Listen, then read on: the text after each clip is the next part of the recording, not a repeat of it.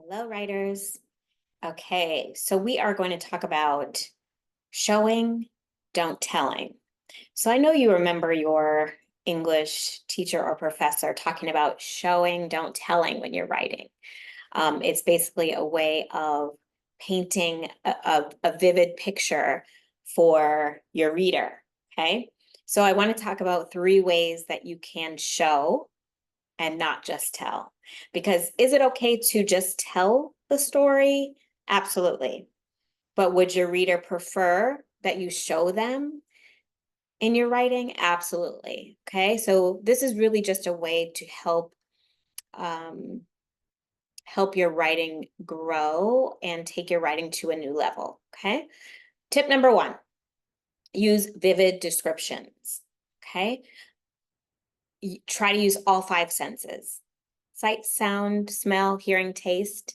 So rather than just saying something tastes good or smells good or feels nice, you want to be descriptive and really show your reader by using very, very, very vivid descriptions in your writing. Okay. So instead of just simply stating a fact, you want to paint that picture. So if you're writing a children's book, yes, you're going to have an illustrator who's going to create images that align with your writing. But before your reader sees the illustrations, you're going to be painting a picture also with your words. Okay. So the illustrations are going to tell a story, paints a picture, and your words should paint a picture as well. Okay. So instead of just simply stating it, paint the picture for your reader. Okay. So use descriptive language. So always think first 5 senses. Okay. All 5 senses. Try and be as descriptive as possible. For example, instead of saying the day was really hot, okay, you could write the sun beat down like a hot stove, making the air feel thick and sticky. Now your reader's like, whoa, it is a hot day, right? I remember back to when I was cooking and that stove was so hot and I almost burned myself. Or I remember I was out by the lakefront and I was doing a jog, and the air was so thick that I was like sweating and I felt really sticky and I couldn't wait to get back inside to cool off or jump in the pool or whatever. Okay. So paint the picture for your reader. It's okay to just say it, but to make your writing even more engaging and to make your reader even more tapped in with your story, you want to use your vivid descriptions. Okay. Tip 2, your dialogue is really key when you're showing versus telling. Okay. So you'll want to let your characters show their emotions and their personalities through the conversations that you write for them. Okay.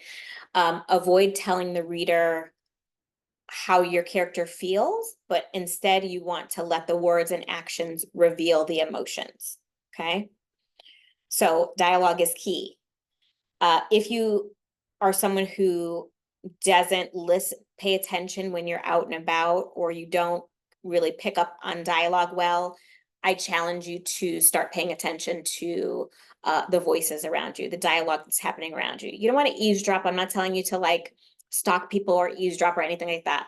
Just pay attention. Just listen. If you're sitting in a coffee shop, if you are commuting on your way to work or on your way to see family, like pay attention to even the sounds that are happening. So if you listen to podcasts, if you listen to storytellers, how are they speaking?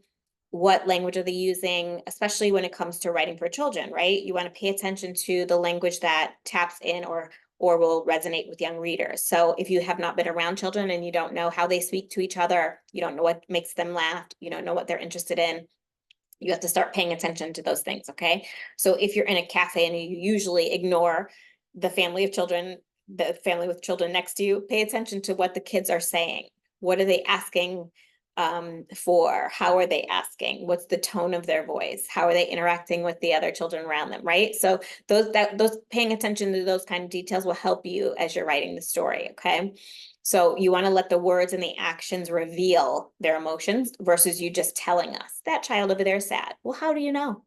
because the child is crying, but also they just said that this is the worst day of their life. They couldn't have the ice cream of their choosing, and the parent is not giving in, so they have to go home without ice cream. That's how you know that the character's sad, right? So instead of just saying that child over there is sad, we want to paint that, put us in the cafe next to the child so that we can see and hear what's happening, okay? Tip 3, show, don't tell actions, okay? Instead of telling the reader what the character is doing, show them through the action. For example, instead of saying the boy was angry, just like that sad child in the ice cream, the boy is angry, right? So you could write on into your story, the boy was angry. And the reader would go, yeah, okay, what does that look like? What does that mean? They could look to the illustrations for more clarification, but you could also write instead, the boy slammed the door so hard that it almost came off of the hinges. And then after he slammed the door, he stomped upstairs. The stomps sounded like an earthquake and like the house was going to fall in. Now we have this picture of a very angry boy who almost ruined the stairs by stomping upstairs, right? And created so much noise because he's so angry. So we have a lot of emotion there. So the action told us what's happening and how and revealed the emotions of one of the characters, right? So the whole goal is to paint the picture before the reader even sees the illustrations that will go along with your story. So yes, the illustration is also going to tell its own story, but your words should also paint a picture, okay? So tip 1, let's review. Use vivid descriptions. Tip 2, your dialogue is going to be key here. If you are not around readers, your target age group, you need to get around those readers. You need to pay attention. You need to do some studying. Read lots of books that also have the target age group that you're wanting to write for. And then show, don't tell the action, okay? Show us, what does it look like? What does it sound like? What does it smell like, taste like, okay? 5 senses. For our writing burst, you are going to want to practice these 3 tips, okay? So for our writing burst, we pull out your pen, pull out your paper, get ready. We're going to try and write for at least 5 minutes, ideally longer, but try first, just a goal, at least 5 minutes, okay? Here's your prompt. Imagine a character who is feeling sad. Instead of simply saying the character is sad, show the emotion through their actions, through their dialogue, and through vivid descriptions.